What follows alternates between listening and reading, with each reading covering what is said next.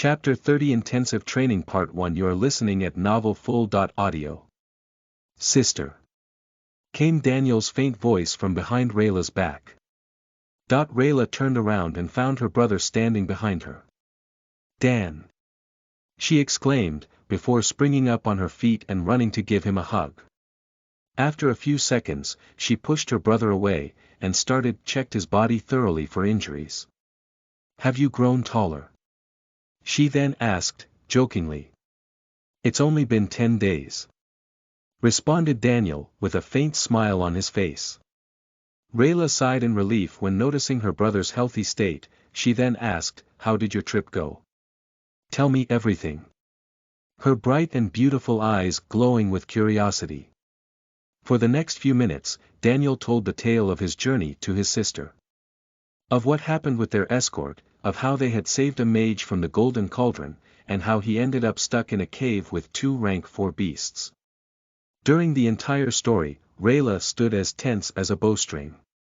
On the other hand, the faces of the Nilo, Finn and Riri, which were still sitting at the table nearby the 2 siblings, had contorted in shock. They had finally understood the reason why the vice leader of the Golden Cauldron had stayed to the old man's hotel until now. Of course, the 3 were martial cultivators, and weapon wielders at that, but they still were more than aware of who the old alchemist was, as his fame was on par with the old master. Arms. When it seemed like Daniel's story had reached an end, Nilo approached the 2. Ray, we are going back to train. Said Nilo, dressed in his usual leather armor and braces. Rayla turned around and looked at him. Her eyebrows raised in realization. She then said, oh, so rude. Nilo, Finn, Riri, this is my brother Dan. She then turned toward Daniel and continued, Dan, these are Nilo, Finn and Riri. We've already met, responded Daniel. Riri was the first one to greet Daniel, a pleasure to meet you, Dan. I heard that you're the one to thank for this opportunity. Said Riri with a polite smile on her face, while indicating the hotel with her eyes.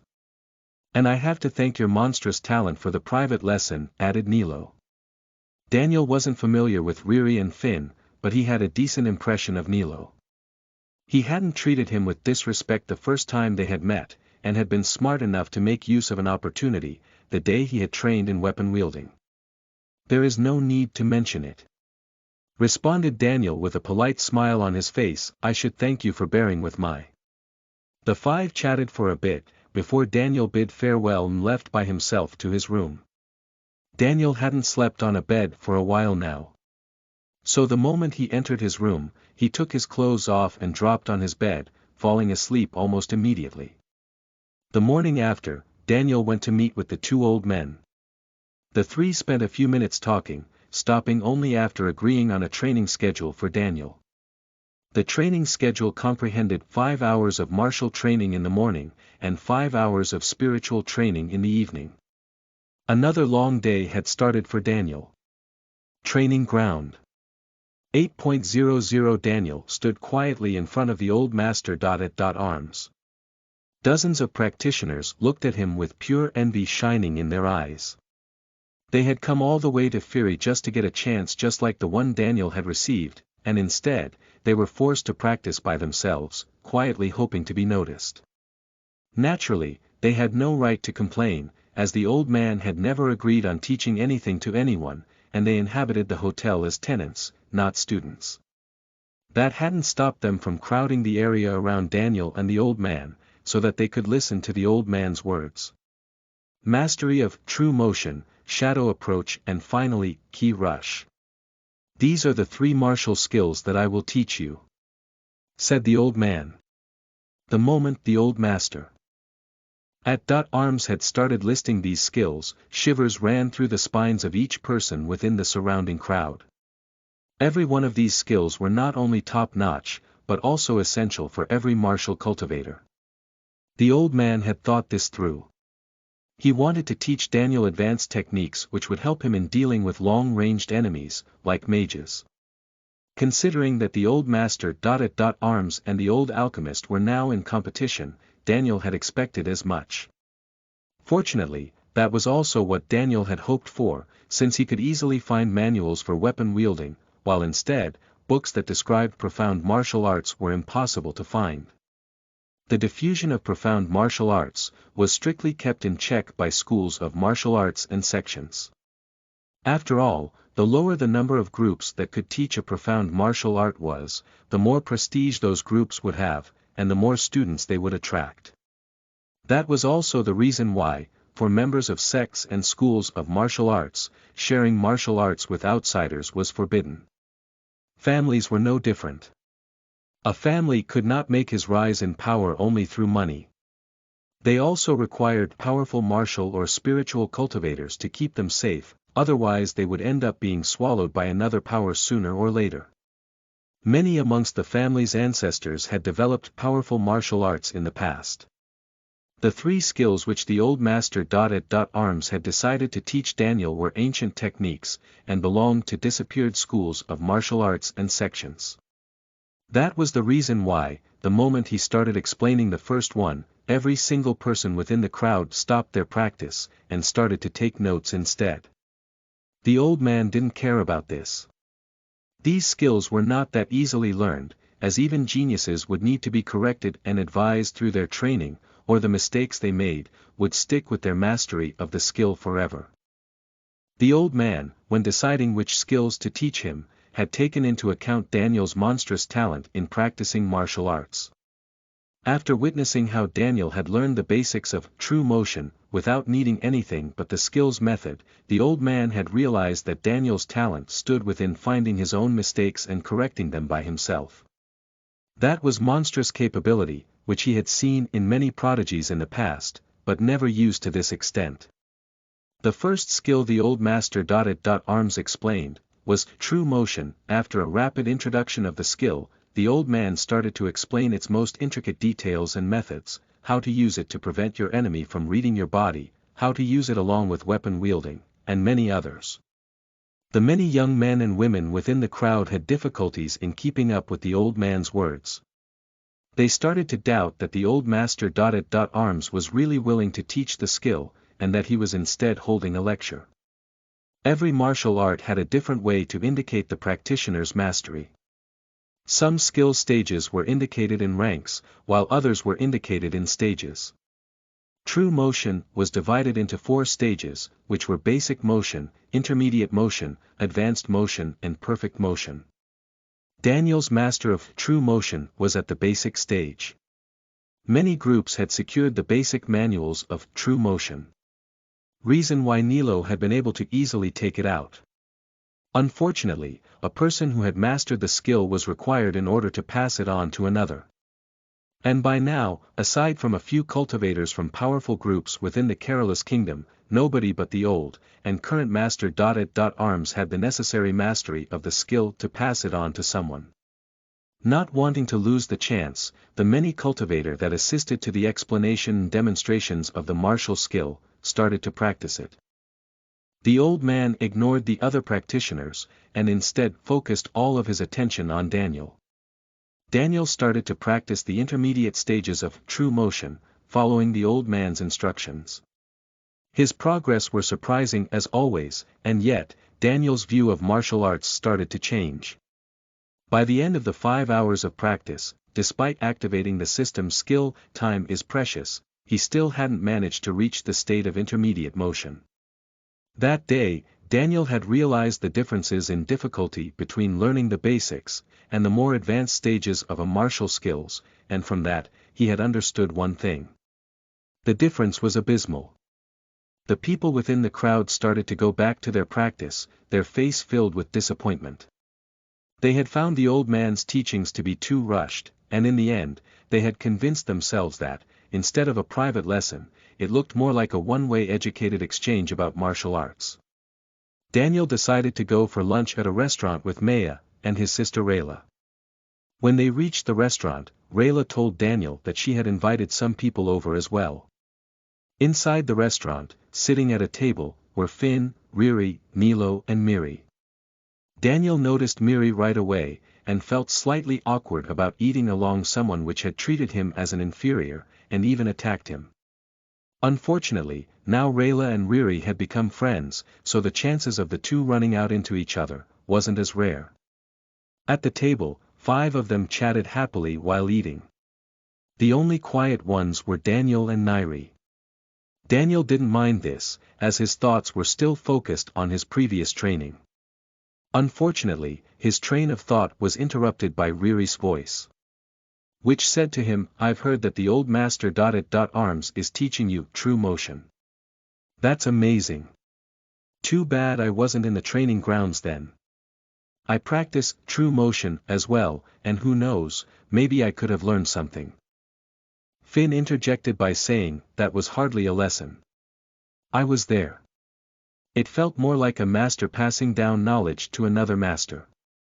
His handsome face then showed hints of disappointment. Before continuing, it was more like taking a glimpse from detailed manual of martial art. The next person who spoke was Nilo. He said in a half-serious half-joking manner, "Maybe, when Daniel will master true motion, he can teach us." One had to understand one thing about the master Arms figure. A kingdom's master Arms was a prodigy which was born within said kingdom. And his or her job consisted in safekeeping and passing down martial arts. When a powerful school of martial arts, sect, or family was on the path of decline, their most secret skills would be passed on to the kingdom's master Arms. Declining powers had more than one reason for doing this. One of them was to declare to the cultivation world that the group had lost its power. But the most important reason for passing on their arts to the master Arms was to prevent them from being lost in time. Once passed on, the martial art would not exactly belong to the master Arms, as he wasn't allowed to release it to the public. The only thing he was allowed to do with it was to pass it on to a suitable cultivator, in case he found one. True motion belonged to a long-lost sect called Undeniable True Motion Sect. When the sect had declined, the kingdom's master Arms of the time had inherited the skill. He had then passed the skill down to the following master Arms, and to a few worthy students. Unfortunately, these students didn't have what it took to completely master the skill. So through the slow passage of time, the only knowledge of true motion that was free to the public were the basics. Those who inherited a martial art from a master Arms were allowed to make use of it however they wished. So, while Nilo was half joking, the fact that, in case Daniel was able to master true motion, he would have the full rights to pass it on, still remained. Chapter 31 Intensive Training Part 2 You are listening at novelfull.audio. As if, commented Nairi bitterly in a low voice. Daniel ignored her completely, and instead kept eating his meal quietly. He had to go back to the training ground soon, as his spiritual training with the old alchemist was about to start. Training ground. 15.00 When Daniel reached the training ground, he noticed the old alchemist sitting quietly on a stone bench. He had his eyes closed, and the only thing that made him look different from a statue was his chest, which inflated and deflated slowly.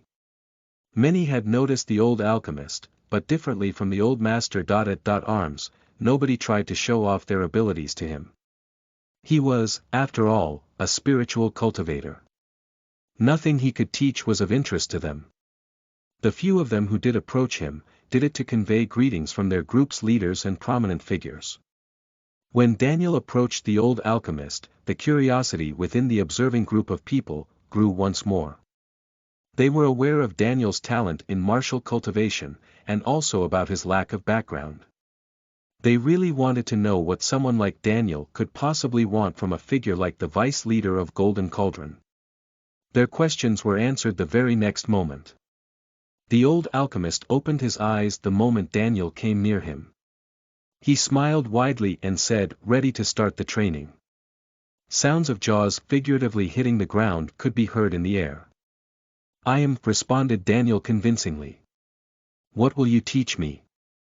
The old alchemist suddenly started to giggle, then said, "Aerial walk, spiritual shield, and mana sensing." He then started to laugh once again.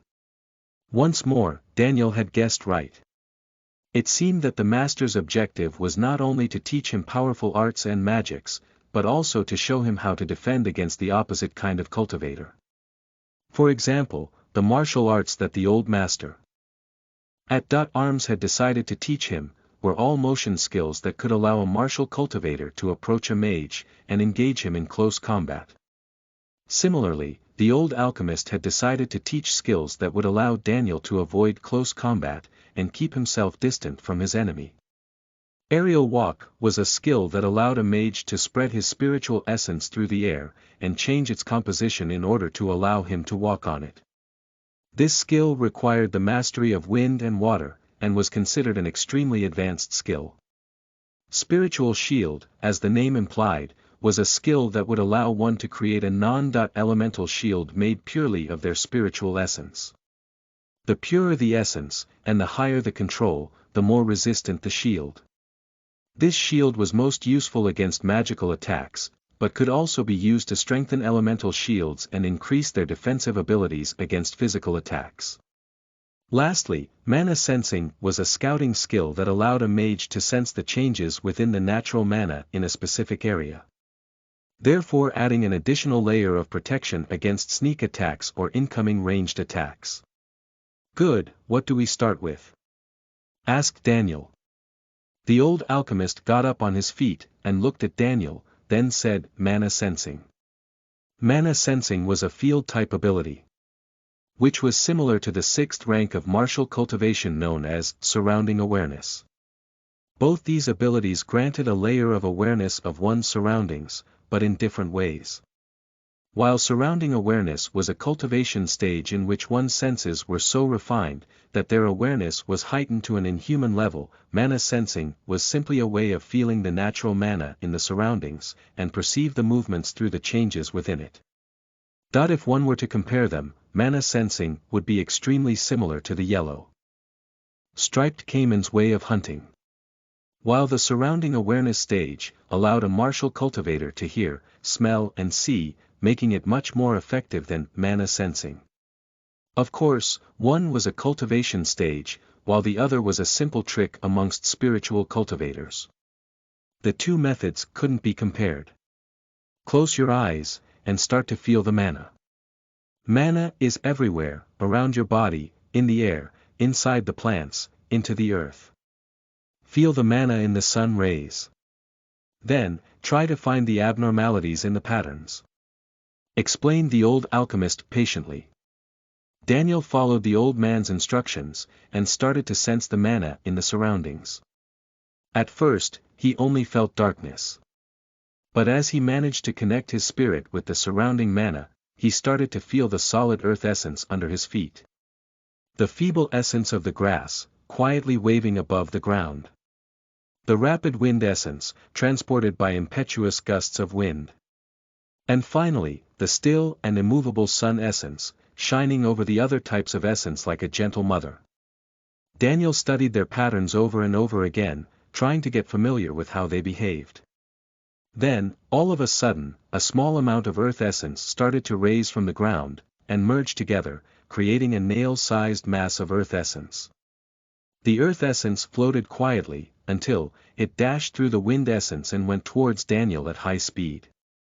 Instinctively, Daniel raised his hand and used it to shield himself from the small clamp of earth essence. Thump! A small rock had hit Daniel's palm. "Amazing!" shouted the old alchemist. One had to know that when practicing this skill, at first one would only sense shadows of the various essences. The clarity would increase as a mage became more familiar with that specific type of essence, or after raising their rank through spiritual cultivation. What Daniel could see wasn't just shadows. He could differentiate between types of essences and react relatively fast. The old alchemist was expecting that he would have needed to hit Daniel a few times, before he would start to find the abnormalities within the essence patterns, but instead, he had felt the incoming stone right away. The more Daniel tried to focus on sensing the various types of essences, the more he became used to them. The ones he made the biggest progresses with were air and earth essences, as he could feel them directly against skin. He then started to feel the old alchemist's key, and after pushing himself further in the distance, he felt the key of the practicing cultivators, and even the metallic essence of their weapons. For the following 5 hours, the old alchemist kept throwing rocks, curving winds, flattening grass, shielding him from the sun rays, or even digging underground tunnels with thin water snakes. He wanted to help increase Daniel's speed in sensing and reacting to abnormalities. That's what this skill had been invented for. Feeling the mana in one's surrounding was an amazing experience, but if the spiritual cultivator wasn't able to sense the small metal essence which was whizzing towards him at high speed, and ended up pierced by an arrow, then he would still be a mage. But a short-lived one. The stages of mana sensing, like spiritual cultivation stages, were divided into faint, moderate, profound and peak. Daniel's mastery of mana sensing, after 5 hours of uninterrupted training, had reached the moderate sensing. His results in mastering mana sensing, if compared to the true motion, had been much more fruitful, and that had been because of the continuous interference of the old alchemist, from whom he received a sort of intensive training. Daniel spent the rest of the day moving while using the advanced notions of true motion, and by sensing his surroundings with his spirit. At the end of the day, he had spent almost a fourth of his remaining karma points. He had calculated that, within 4 days, he would have run out. So even if he had agreed with the 2 old masters to be mentored for a whole week, he had still decided to attempt a breakthrough to the 4th rank after the 4th day of training. City Lord's Castle. 21.00 Inside an impressive-looking castle within the Learn district, was a large and well-decorated office. Inside this office, refined items of furniture could be seen decorating the room. The most impressive was a 2 by 1.5 meters desk, built of an antique walnut-colored wood, and a flat top made of pearly white marble. Behind this desk, sitting on a wooden throne, was a middle-aged man. This middle-aged man dressed in tidy clothes, which were unable to cover his heavily built and muscular body. His slicked-back gray hair uncovered a good-looking face, sculpted by strong-mindedness and discipline. Knock, enter, said the middle-aged man with a low, yet powerful voice. A man in city guard armor with a tiger carved on the left side of his chest, entered the door. The man was fully armored, and his face couldn't be seen. In his hand, a long spear was held straight. City Lord, a communication from the Riora's region governor, said the guard in decisive tone, right before handing an envelope over to the middle-aged man. The City Lord took the envelope, and opened it, not caring about excusing the guard. The guard didn't dare to move, and stood still, in wait for orders. Inside the envelope, was a folded piece of paper. Once taken out and unfolded, the City Lord read the content of the letter. The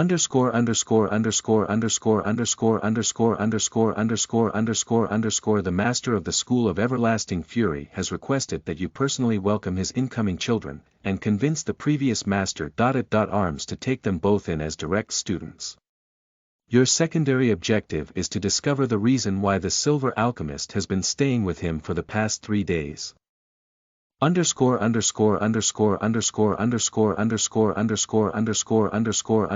City Lord finished reading the letter, and then sighed deeply. He had once been a powerful cultivator, and now, after obtaining the position of City Lord, he had been stuck inside this office, only able to come out of his castle to entertain young masters of powerful schools.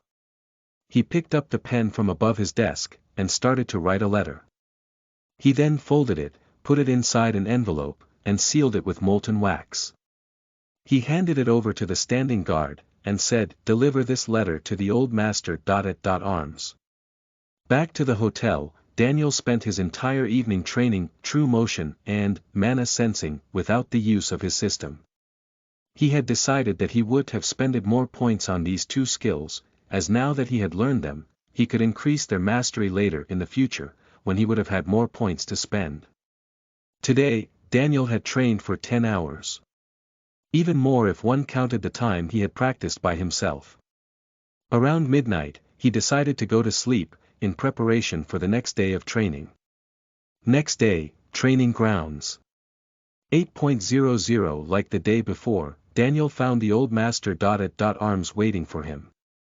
All around him, a group of young practitioners trained their own skills, trying to impress him. Unfortunately, none of them gained as much as a glimpse from the old man. The moment Daniel approached him, the old man rose up to his feet, and after looking at him for a few seconds, he said, "You have made almost no progression since our training ended yesterday." That was the truth. Daniel had decided to train true motion without the use of the karmic system, and that had put his learning capabilities below those of a genius.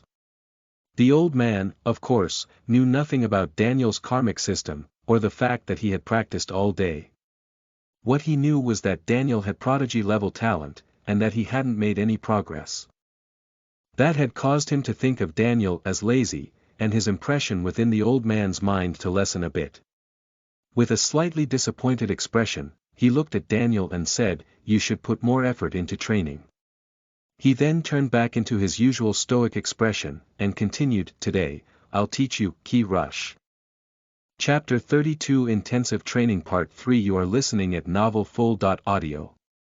Ki Rush was a martial art created to allow martial cultivators to burst with speed when moving. In order to do that, they needed to force their ki to the bottom of their feet, and detonate at the exact moment they dashed towards their enemies. Now, this might sound easy, but it was far from it. A mistake in the control of one's ki during a fight could have pushed the cultivator's body into the area of damage of an enemy mage's spell, or even against an enemy martial cultivator's blade. Plus, the burst in speed not only depended by the amount of ki detonated, but also by the quality of the ki, therefore forcing martial cultivator to read apt and learn this skill whenever they advanced in rank. This was the reason why, while this martial art was still classified as a movement art, its most important requirement was a profound control of one's ki. The old master at arms gave a brief explanation to Daniel, and after just a few minutes, Daniel started to practice it. Daniel channeled his naturally created ki and moved it through his flesh, bones, muscles and blood vessels. He then focused it on the bottom of his feet, and tried to place himself in a dashing position, but the moment his feet touched the ground, he lost control of it, making him jump in the air for 5 meters, and fall back down against a stone bench, breaking it in half. Daniel's control of his ki was the worst the old master at arms had ever seen. And there was a reason for that. Normal cultivators would spend, through their lives, months, if not years, simply training in the control of their ki. Differently, Daniel had never practiced control over his ki, as the system's feature simply helped him in learning things faster. So even if he was capable of focusing his ki into a thin line, right at the edge of his sword, other types of control were new to him. It took a full hour before Daniel could learn how to keep focus on his ki, and detonate it at the right moment. After Daniel reached that point, the old master at arms suddenly talked, "Pick 5 people from the crowd." The surrounding cultivators' backs straightened like spears. They had heard the old man's word clearly.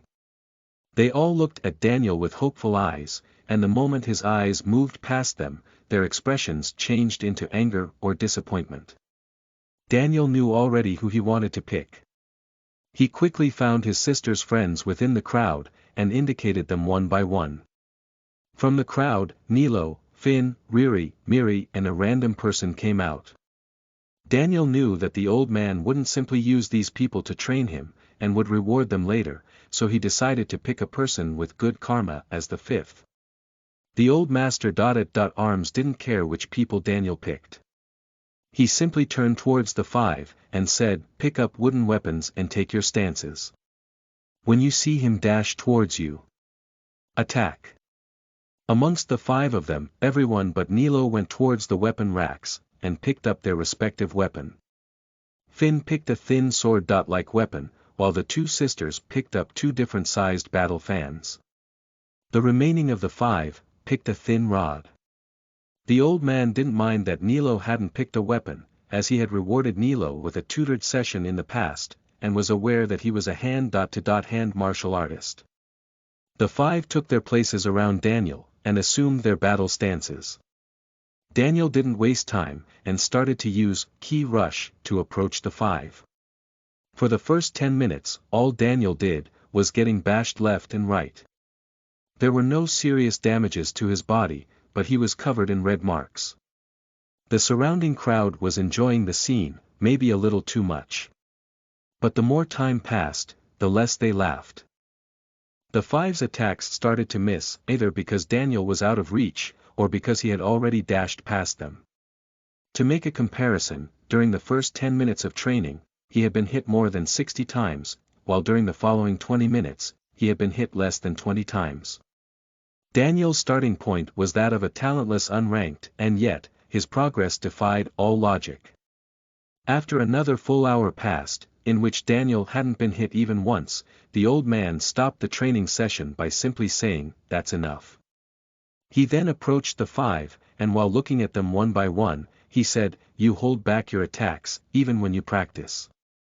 Remember that martial arts are for killing, not for show." He said to Nilo, then looked at Finn, Riri and Miri and continued, when you attack, you give up control over the ki inside your rapier. Don't just push ki into it. Condense it. Use a smaller fan. An iron-ribbed one is too heavy for you. I don't why you're so angry, but keep your emotions in check when you fight. What's the point of hitting hard if you miss? And you? The crowd felt envy towards this small group of people, and yet, they also felt relieved. Many of them had started to believe that, not only the old man had no interest in teaching them, but he also didn't pay any attention to their practice. Now, listening to the words of the old man, they had understood that, even if he didn't look at them, he still noticed their practice, and already had a clear idea of their major defects. The training of Ki Rush was divided into 3 parts. Control over ki, precision over long-ranged bursts, and finally, a mix of the two, precision over short-ranged bursts. Precision over short-ranged bursts might simply sound the opposite of precision over long-ranged bursts, but the difference in difficulty was abysmal. In comparison, long-ranged burst was like diving with your whole body, while short-ranged bursts required more control over your ki, and was more like jumping and landing over a specific point. Daniel's training ground for short-ranged burst practice was within the agility and balance section.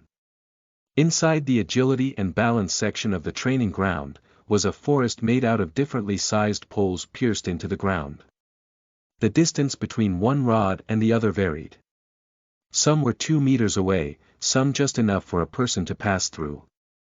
Daniel's objective was to spend 10 minutes inside this forest without hitting any of the poles. That was easier said than done.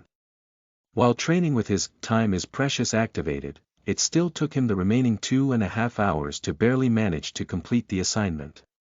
This had concluded his daily 5 hours of martial training, and also concluded his basic training in Ki Rush, as his mastery of it had reached the initial success. The old man had picked martial arts that would take Daniel around 2 days to reach the initial success of. But weirdly enough, something had changed in Daniel since he had been back from his hunting trip, and his learning talent seemed to have doubled. Once concluded the martial training, Daniel went to see Maya and his sister for lunch, then headed back to the training ground for his spiritual training. Like the day before, the old alchemist was waiting for him while sitting on the stone bench with his eyes closed. "I hope you're not too tired from your martial training.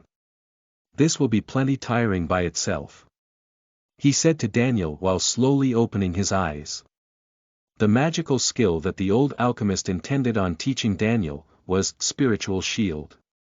Spiritual Shield, as you might have guessed, is a defensive skill made out of pure spiritual essence. The spiritual essence that your spirit receives in exchange for your ki is marked, and therefore cannot be controlled by other practitioner, unless they are much stronger than you. This mark is not only applied to the spells we cast, but also to the surrounding mana you try to control. In fact, without noticing, whenever you assume control of the surrounding mana, you automatically mark it under your domain. He stopped for a second, letting the information sink into Daniel's mind, then continued, spells or mana marked by different spiritual practitioners, repel each other.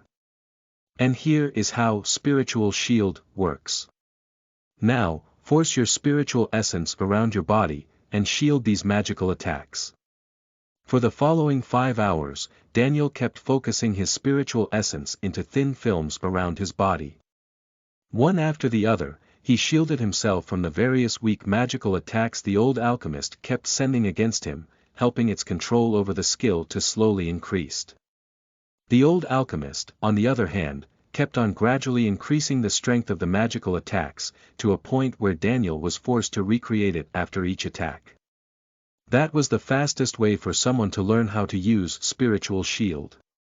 Not simply shielding from attacks, but also repairing, recreating and controlling the amount of spiritual essence within the shield. Meanwhile, inside the old master Arm's private room, at the table where him and the old alchemist usually sat, a middle-aged man was now sitting, facing him.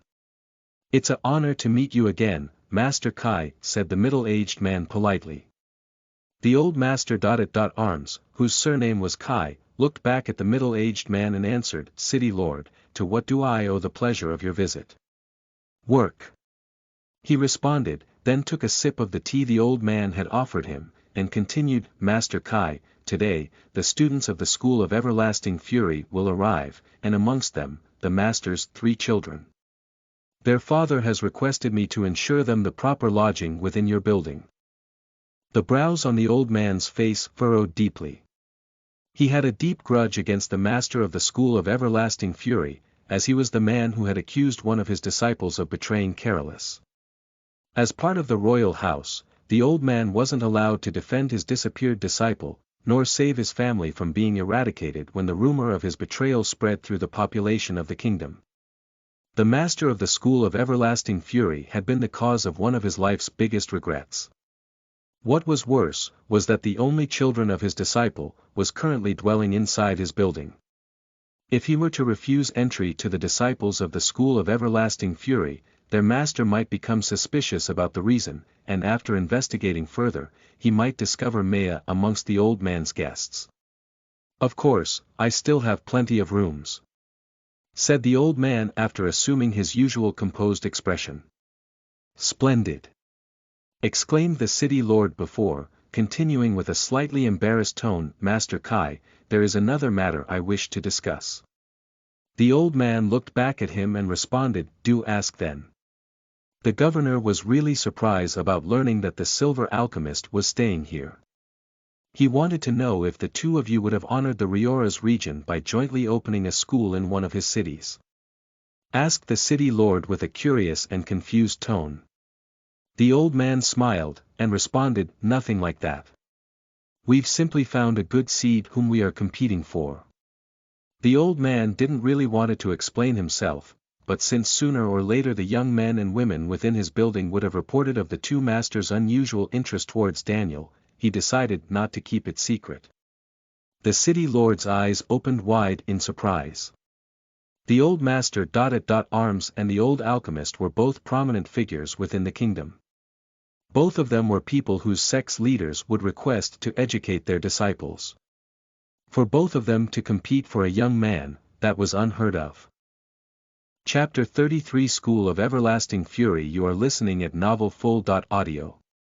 Once the surprise on the city lord's face faded, an uncomfortable expression appeared on his face.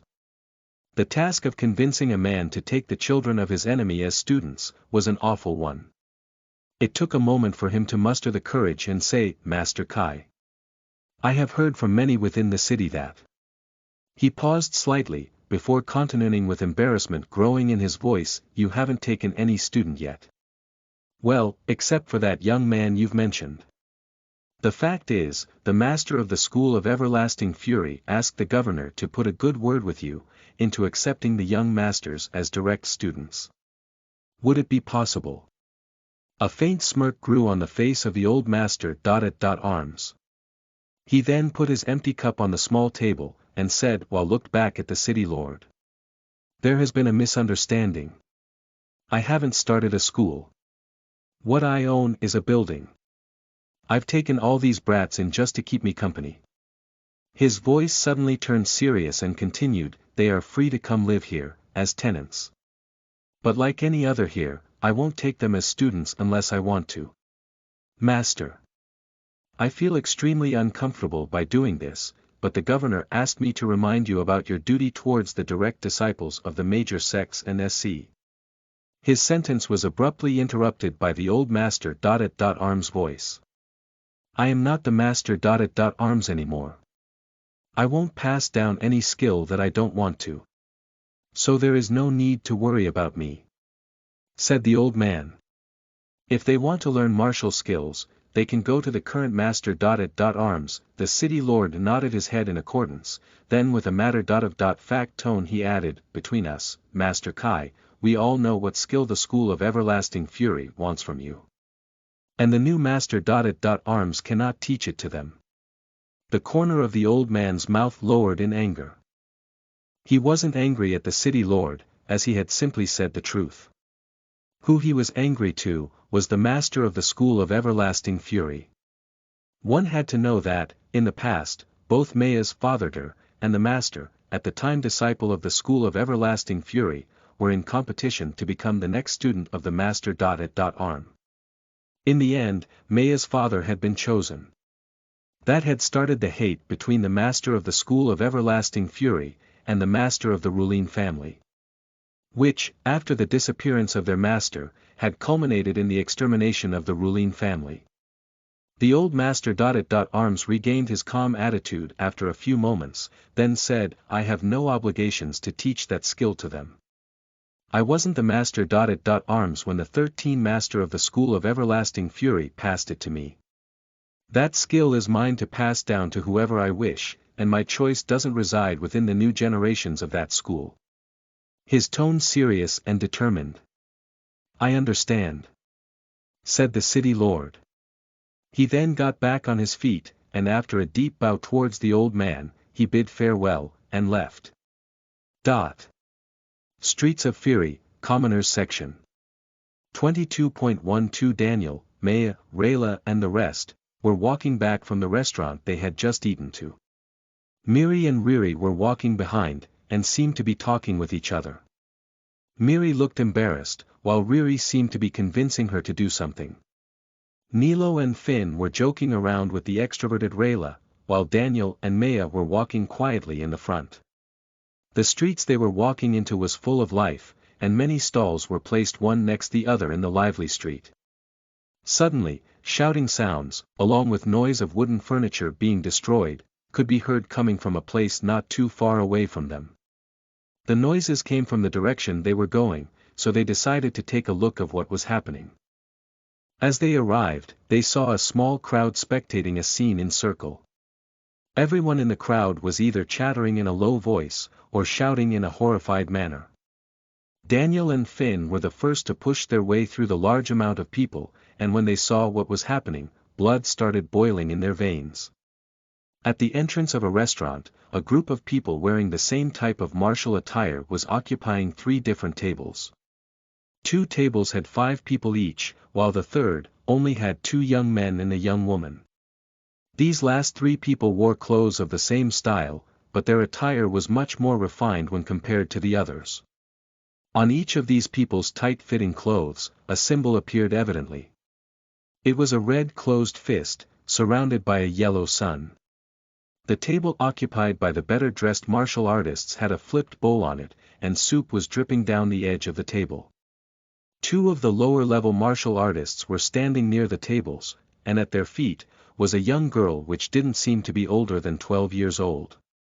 Near her, her mother was begging for forgiveness, while covering her daughter's body with her own. Her daughter's screams were the ones that had attracted Daniel and the rest. Daniel and Finn had immediately noticed the copious amounts of blood on the ground, and when they looked at the young girl, they noticed something that made their faces contort in anger. On the ground, next to the little girl, a pale small hand rested on the ground within a small pool of blood, and separated from the rest of her thin and pale arm. The voice of one of the martial artists resounded in the air, "What are you begging for?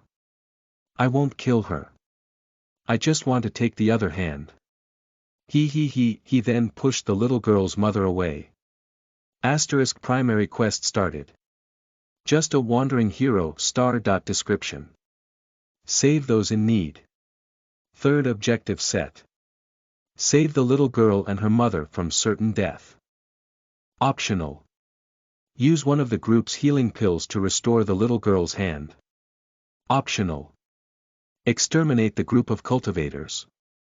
Reward. Karma plus 500, plus 500, plus 25,000 / School of Everlasting Fury 0.75%. Time limit. 1 minute, 30 seconds. With an extremely small amount of time to act, Daniel looked at Finn and asked, "What does a healing pill look like?" Finn was too furious to respond, but fortunately, Nilo wasn't. The size of a pearl, white, slightly transparent. "No shine, don't move from here, all of you," Daniel said, before taking a dashing position, and bursting towards the martial artist which was about to punch a hole through the little girl's body. The young man didn't hold back any of his strength. In fact, he put so much force into the punch, that his shoulder kept going even after his entire arm was cut clean off his shoulder. The young man didn't even have the time to shout, as a strong hand grabbed the back of his neck with a steel grip, and a kick on the back of his knee forced him on his to kneel. Daniel had planned to demand a healing pill from one of the three better-dressed martial artists, so he couldn't afford not to appear serious. On his face, a thin stone mask hid his identity. The rest of the group's attention had been caught. With immovable eyes, Daniel looked at the one of the three with slightly dirty clothes, and said, "Healing pill, now." The one with the dirty clothes sprung up on his feet, fury filled his eyes. He was about to attack, but as the girl cleared her throat, he calmed down immediately. The girl looked at Daniel, and with a smile on her face, she said, "We don't have healing P." But before she could finish, Daniel's hand, which was still holding his bloody sword, moved once more. This time, the right ear of the young man had fallen off. "Healing pill," Daniel repeated. The smile on the girl's face disappeared. She then said, "You are making a mistake. Even if yo." Once again, Daniel's hand moved, and the young man's remaining hand fell on the ground with a slow thud. "You are 13. Taking into account arms and ears. I count 52 chances to change your answer into a yes. And if not, I'll start killing." A pearl-sized white pill suddenly approached Daniel at high speed. He released the young man's neck just in time to catch the pill in mid-air, and the moment he did, the young man's scream started to resound in a deafening volume. Daniel inspected the pill, and after confirming that it was, in fact, as Nilo had described, he walked towards the little girl, and gave it to her. He then picked her little hand up, and moved it close to her injured arm. Not any random healing pill was able to reattach a limb, but since the system had told Daniel that the one in the group's possession would have been able to restore the little girl's arm, then he knew that this one was. The cells within the girl's arm started to regenerate thanks to the healing essence within the pill. The healing essence moved through the little girl's blood vessels, and when it reached her wrist, it jumped out of her arm and went straight towards her hand. It then seeped into the injured part of the hand, and pulled the severed hand back towards it. The whole scene was unreal. It looked like someone was using a white thread to reattach the girl's arm to her hand. The grievous cries of the injured young man were cut off, the moment he himself ingested 2 healing pills. Like the little girl, white essence started to reconnect his limbs and ear. The third and last well-dressed martial artist, which was the one who had thrown the healing pill to Daniel, stood up on his feet and simply ordered to the rest, "Let's go." With no intention of disobeying, every one of them, including the injured young man whose body parts were still only half reattached, followed him quietly. The girl took a good look at Daniel, then turning around and left with the rest. Daniel had no intention of allowing anyone within the crowd to see him reunite with his sister and friends, so he made his way through the crowd, and left by himself. Nilo and Finn immediately picked up on Daniel's action, and took the others with them before leaving. Amongst the group, excitement, pride, shock and admiration could be seen in all of their eyes, except for Maya, whose face was contorted in fear and anxiousness, as she was on the verge of crying. Luckily, thanks to the collective state of mind of the rest of the group, her expression had managed to go unnoticed until the moment she calmed herself down. It was right after she calmed herself, that Daniel, now devoid of his stone mask, approached them from behind and joined the rest of the group as if nothing had happened. Before anyone could say anything, a sound series of slaps landed heavily against Daniel's arm. "You idiot! What the hell were you thinking? Didn't you see how many of them there were?" Rayla shouted while hitting him repeatedly. Daniel tried to parry a few of his sister's hits, but he still let most of them hit him. He knew that his sister was worried sick, and she needed a way to vent her anxiousness. Just as the 30th slap fell heavily on Daniel's shoulder, a small window appeared within his mind, reminding him of the completed objective. Just a wandering hero, third objective completed. Reward: 1,000 karma points. Chapter 34 Shadow Approach. You are listening at novelfull.audio. On their way back home, Nilo approached Daniel quietly, and said, "Thanks." Daniel didn't look back at him, and instead, he said, "No idea what you're talking about." "You know, for preventing Finn from doing." He paused for a little bit, then added, "Something stupid." At first, Nilo wasn't sure why Daniel had told them to stay back, but when he saw a mask covering his face, he understood immediately. Daniel knew that, if someone could afford to behave like that group did, they would probably belong to a vicious and powerful group. And therefore, letting Nilo, Finn or the two sisters act, might have formed a grudge between their powers and the School of Everlasting Fury. That didn't mean that, if Daniel hadn't told them to stay put, they would have acted. The only person Daniel was convinced would have acted, was Finn. Nilo looked at things in an objective way, and Daniel wasn't sure that he would have chosen to put his friends and school in danger, just to save a little girl and her mother. That might sound a bit cynical, but in a world dominated by power, betting the future of the people who took care of you just to play hero, was a dangerous thing. Finn was much more of a reckless person, but even him, after all that had happened, and after he had managed to calm himself down, realized of how much he would have risked if Daniel hadn't stopped him from acting. Maybe he would have jumped in, and killed one or more of those martial artists, causing their backing power to retaliate against his sect, by killing every disciple or members of their families. That was the reason why, many young talents that came from powerful schools, sects and families, decided to unconsciously shut down sympathy, and assume arrogant and elitist behaviors instead. An example of these types of people, was Miri. She wasn't a bad person, but because of the cynical views she was forced to adapt to in order to survive in this world, she had no choice but separate herself, from a world of needy people which she couldn't afford to help. A view that most young cultivator had to agree to, at some point in their life, was that, it is much easier to act as a bad person, than suffer the consequences of being a good one. Naturally, Daniel didn't have a clear picture of the characters of his sister's new friends. The reason why he told them to stay back, was because he didn't want to implicate his sister. That's why he had left the scene alone, and had worn a mask the whole time. Saving the others some trouble, was simply a consequence. Although, he now had a better opinion of the few of them. After all, in a world where acting had drastic consequences, intentions had a whole different meaning. The second, and probably just as important reason for preventing them to act, was the fact that he remembered the name of the school from which those martial artists came from. He had recognized it the very moment he read the optional reward for exterminating them, which was gaining a bad reputation with the School of Everlasting Fury. That was the same school whose master had accused Maya's father of treason, and caused her entire family to be wiped out. After changing his clothes, Daniel and the rest of the group went back to the old man's building. The little episode had granted Daniel with a few more, very much needed, karma points.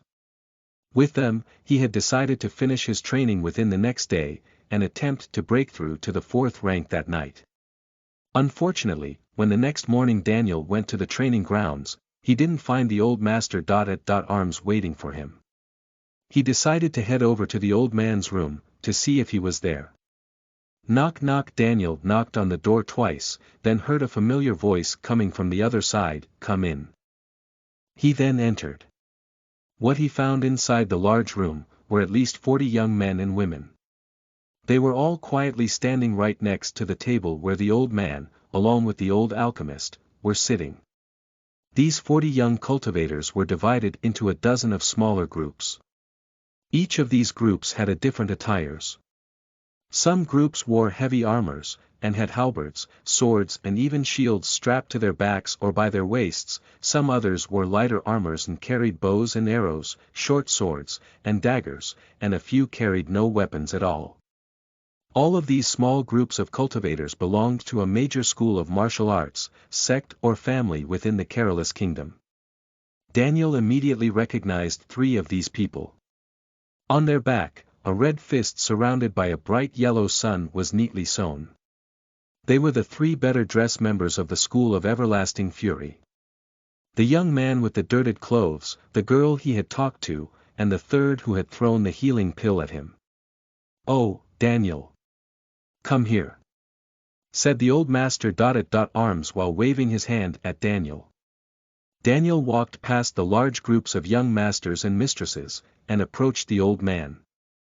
The old man looked at him and said, "I have to welcome these young masters and mistresses today. I won't be able to teach you personally. Here is the complete manual of shadow approach. Practice it by yourself and show me the results later today." The moment the words shadow approach left the old man's mouth, everyone present which carried a bow, daggers or short swords looked at Daniel with eyes filled with greed. Each of these small groups belonged to powers which had tasked them to inherit specific arts from the old master. Arms. And for the parties which practiced assassination, shadow approach was one of those. The power which created shadow approach was a sect called Quiet Step Sect, and it specialized in assassination techniques. This sect was said to have found its demise due to the assassination of the descendant of an unknown powerful cultivator. And while this rumor hadn't been confirmed, the entire sect had been wiped out in the middle of the night.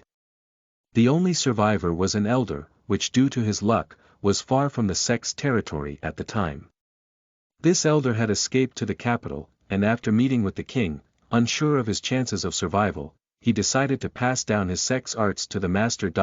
Arms of the time. Master Kai's predecessor, which then passed down the arts to Master Kai himself. That had been the right decision, as the surviving elder of the Quiet Step sect disappeared just weeks after reaching the capital. The old man noticed the greedy looks on the faces of the present, and after turning to face Daniel once more, he added, "After you memorize the art, burn the book." A similar recommendation had been expected by the crowd of cultivators, whose greedy looks disappeared, and got replaced by their usual apparent calm state. Daniel walked towards the door, but as he was about to leave, the voice of the old alchemist resounded in the room. It said, "I'll be seeing you later this evening."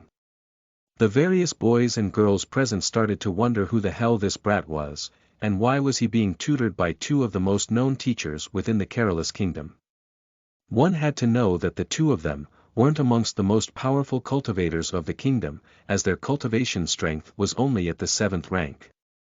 The real reason why they were so deeply known and respected, was the vast knowledge they possessed. That was also why many powerful groups sent their young martial artists and mages to learn under the 2 men's wings. They would then come back, and become powerful cultivators under their powers, arts and guidances. The Karmic kingdom had just came out from a devastating war, which had killed many of their powerful cultivators. The strongest cultivators within the kingdom, were no more than 5 rank 9 cultivators, and less than 20 who had reached the 8 rank. All small groups inside the old man's private room, belonged to a major family, school of martial arts or sect. And each of these powers had at least a rank 8 amongst their members. For example, the School of Everlasting Fury not only had a master who was close to reaching the 8 rank, but also had a living ancestor who had already reached that level, and had acted as the previous master before his retirement. Daniel nodded at the old alchemist and left the room. He went back to the training ground, sat on a stone bench, and started to quietly read the manual of Shadow Approach. Shadow Approach was essentially the opposite of Ki Rush. Its main purpose was to deaden one's steps through an equal and opposite exertion of Ki. The difficult part was to calculate the right amount of Ki needed to cushion every single step, as every small difference within one's weight would change the pressure exerted by their movements, and consequently, change the amount of Ki required to dampen the noise completely. This was much easier said than done. In fact, this skill was considered hard to learn even for martial cultivators at the full control sub-rank, which were completely aware of their bodies, along with any variations in the weight they carried. Once completely mastered, Shadow Approach allowed one to cushion the pressure exerted by their steps to a point, where they would be able to step over the tip of a blade of grass without flattening it under their weight.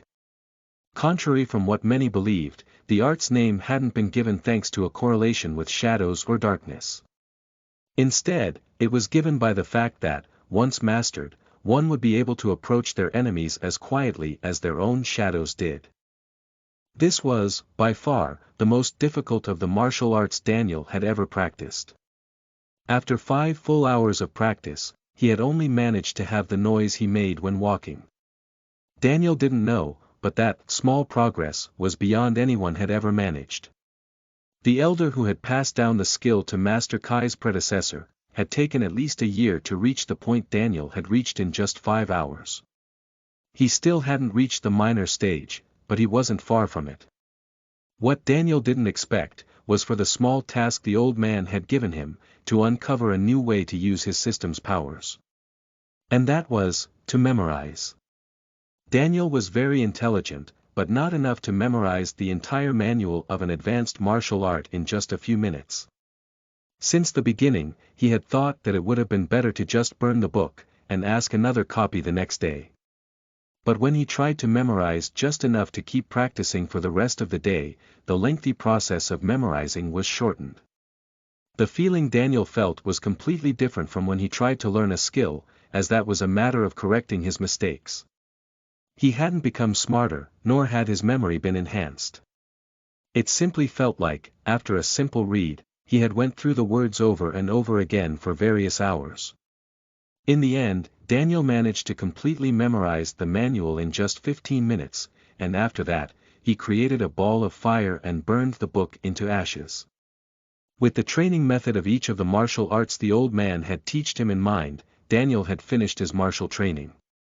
All he needed to do before deciding which path to take, was to learn the third spiritual art from the old alchemist, and then make his choice.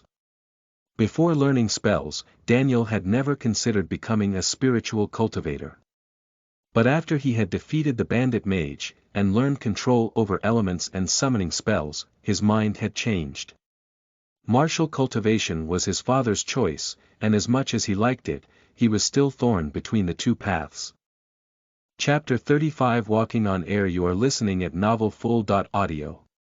After lunch, Daniel went to follow the lesson regarding the third, and last spiritual art the old alchemist had decided to teach him. He headed towards the training ground, and as usual, he found the old man sitting on the usual stone bench, waiting for him with his eyes closed. Ready to walk on air? Asked the old alchemist the moment Daniel approached him. On his face, a big and excited grin. Daniel was pretty enthusiastic about the skill he was about to learn. No matter how mature and intelligent a 14-year-old kid could be, they would still be a teenager, and teenagers dreamt of heroics and adventures. Aerial walking is a mixed elemental spiritual art, so in order to learn it, you'll have to get accustomed to the two elements of which air is formed. Specifically, water and wind. Said the old alchemist. Out of the blue, in his hands, 2 fist-sized beads appeared. The moment these 2 beads appeared, Daniel felt as if he had been transported in the middle of a storm. These 2 beads were of the same size, but the feeling they gave was extremely different.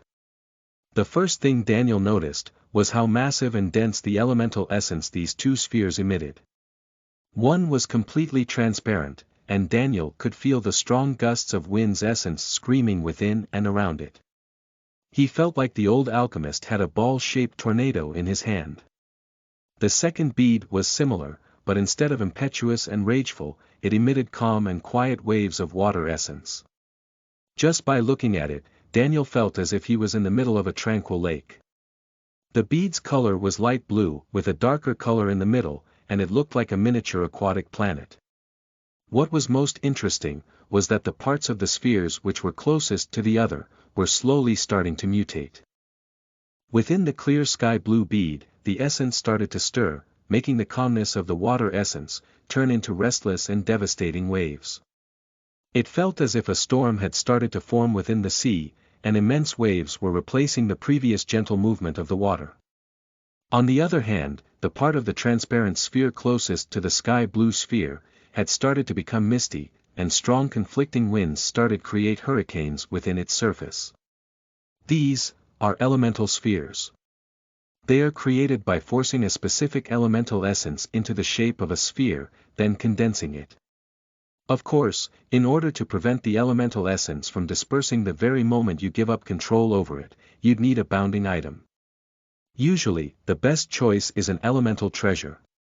The nature of the elemental item would bind the essence, and then make it become self-sufficient.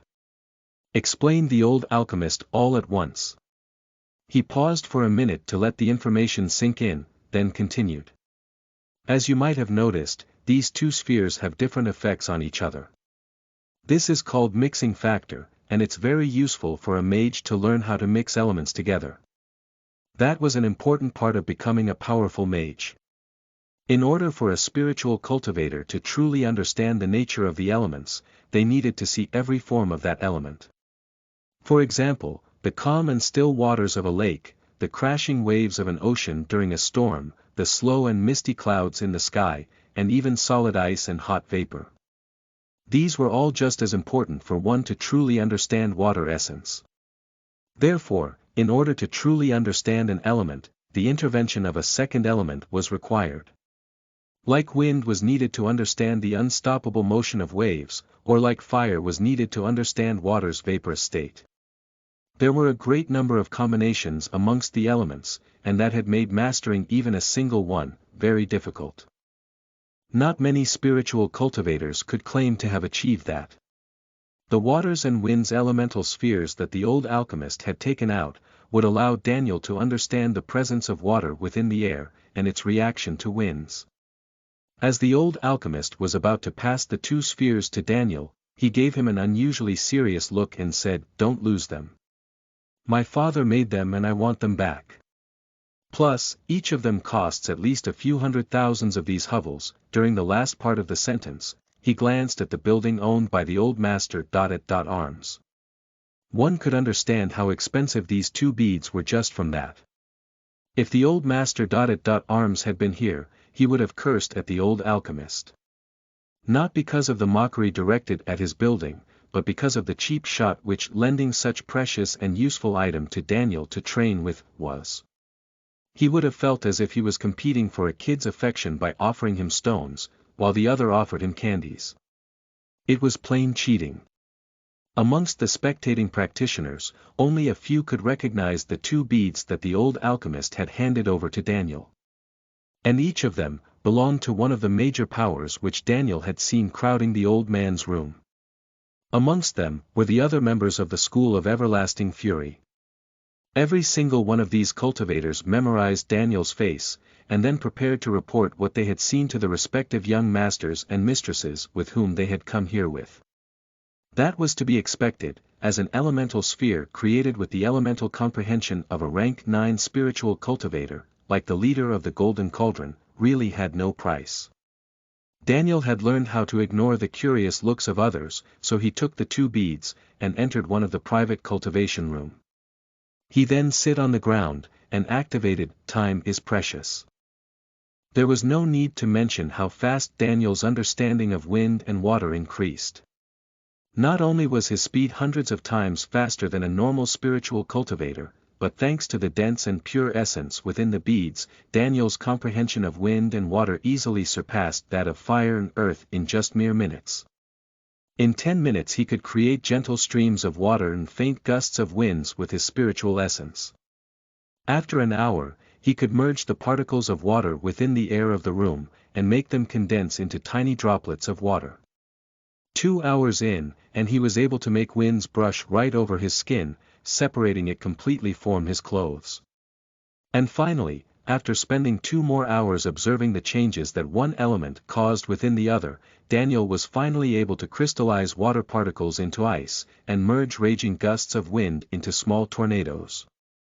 Daniel went back to the old alchemist, and after handing the spheres back to him, he showed his progress. Above his right hand, invisible particles of water started to merge within the air, becoming bigger and bigger, until they reached the size of drops of water. They then merged once more into a bigger ball of water, which then started to slowly solidify, starting from its core. On his left hand, the sound of whistling winds started to scream in the air. Numerous whiffles started to approach the middle of his palm from various directions, and kept crashing one against the other, until they became a miniature tornado which rotated quietly above Daniel's hand. The old alchemist, for once, had been left without words. It took him an entire minute to mumble, "Astonishing." He then woke himself out of the shock, and said, "Very well, now. Aerial walking should be simple for you. Imagine being inside of a storm. A large hurricane lifts you from the ground, and forces you to helplessly follow the motion of its strong merged winds." After a small pause, he continued, "Now, form a wind strong enough to lift your body up from the ground, and manage your balance by thickening the water within the air under your feet." Daniel followed the old alchemist's instructions, and what came out of it was a disaster. He wasn't able to correct the strength of the updraft current, and as if that wasn't enough, he hadn't been able to form ice platforms strong enough to hold his weight in the air, especially since his weight kept changing due to the strong winds that kept shifting his balance. At the end of his first attempt, he had only managed to learn how to spin and drop from mid-air. The increased speed of comprehension granted by his system hadn't been able to help him this time, as it was his method that was wrong. Fortunately, Daniel was very intelligent, and it didn't take long for him to realize his mistake. With messy hair and a little bit of air sickness, he landed on the ground and prepared to make another attempt, when he heard the old man's voice, "You're doing it wrong. There is an easy way to understand how to use the wind, and it's to sim." He was then interrupted by Daniel's voice.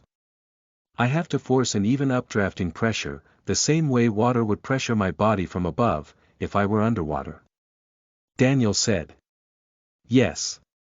Exactly," exclaimed the old alchemist, without holding back any of his enthusiasm.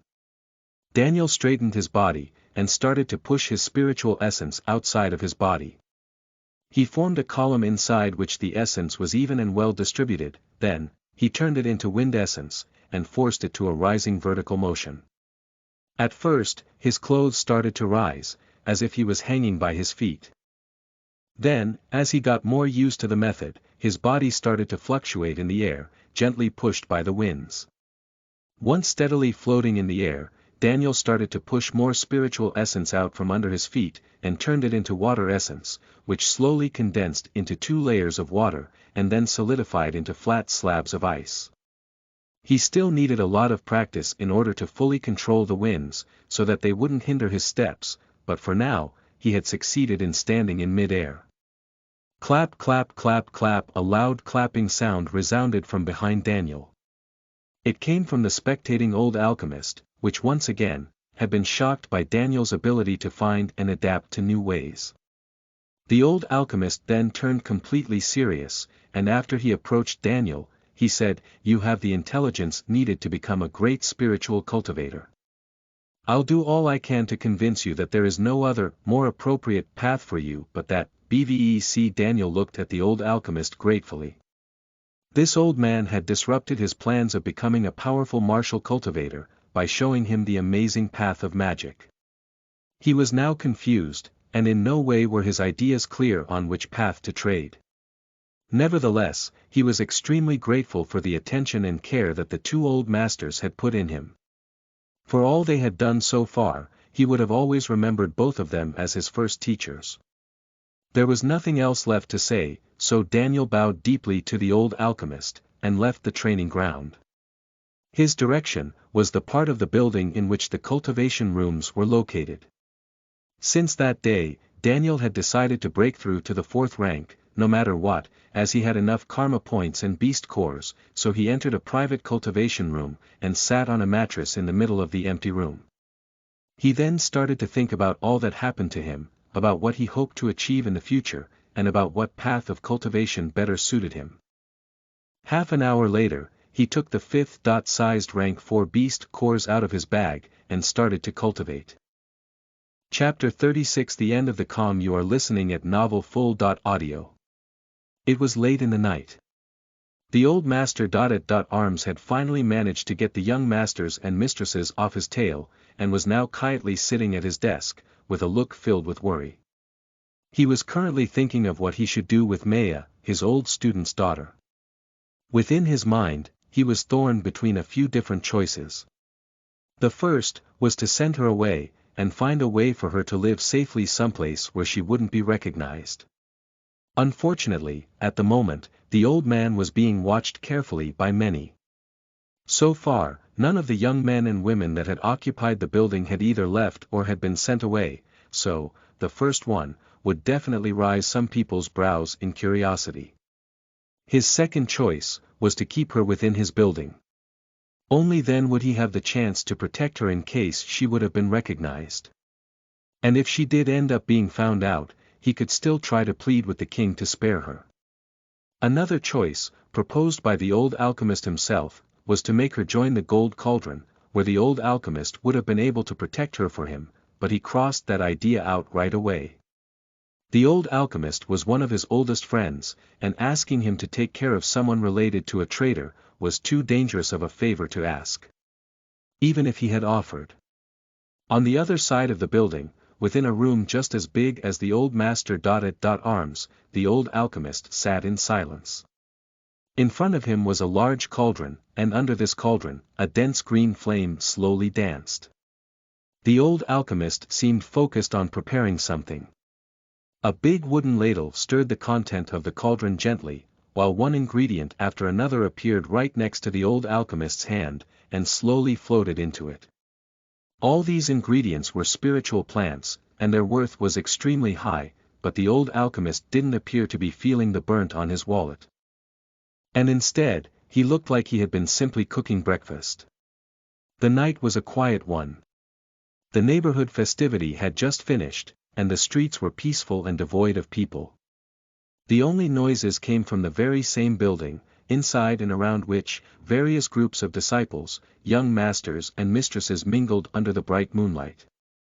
Amongst these various groups, one composed of 2 young men and 4 young girls, sat at the feet of a large tree.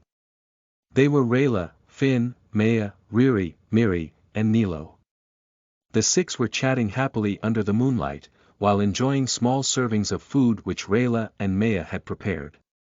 "So, what's wrong between the 2 of you?" asked Rayla curiously while looking at Finn and Miri.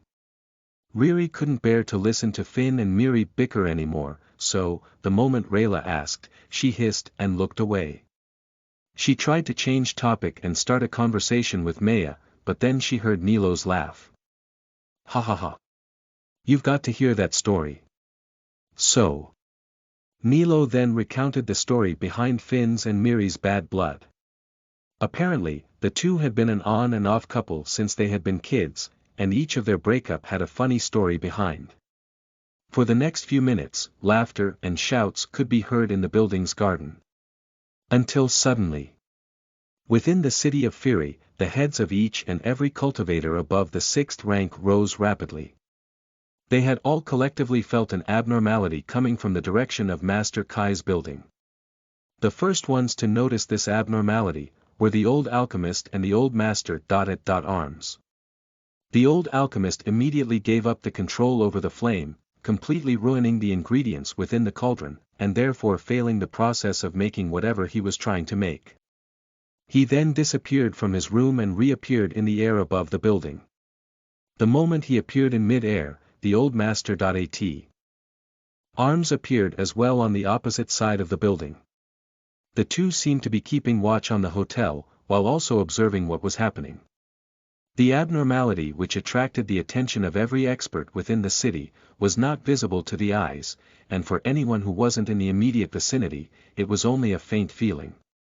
Yet, the shock it caused was beyond what anyone had felt before. A huge vortex had formed within the building.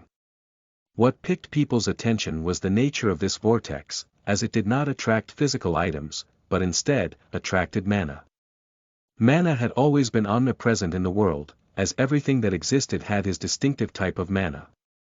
Including men and beasts, whose types of mana were called ki and beast essence. This vortex did not forcefully absorb the mana in the surroundings, it simply attracted it. What the expert within Fury had felt, was a sudden faint instability within their ki, which seemed to be slowly moving to the direction of the building, as if magnetically attracted. Envy. Unable to extract the mana from physical things, the only mana that forcefully made its way towards the center of the vortex, was the one that had the ability to move its carrier's body, like the essences of wind, starlight, moonlight, and that of the water particles present within the air. That had caused a beautiful phenomenon around the building.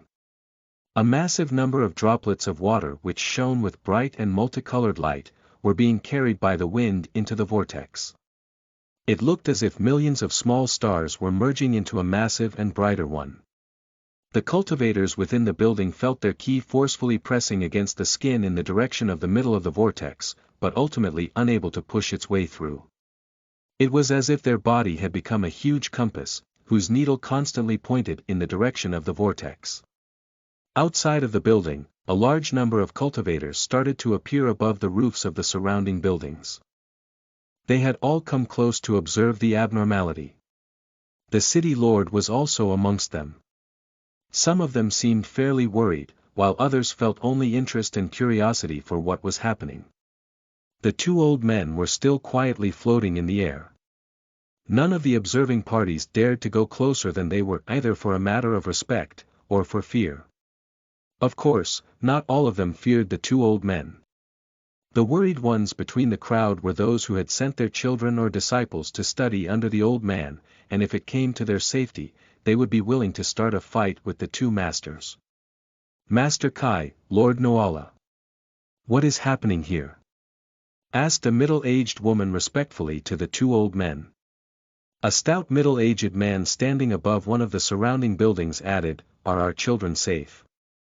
Worry couldn't be hidden within his voice. The old alchemist looked at the crowd and answered in a low and serious voice. "We don't know.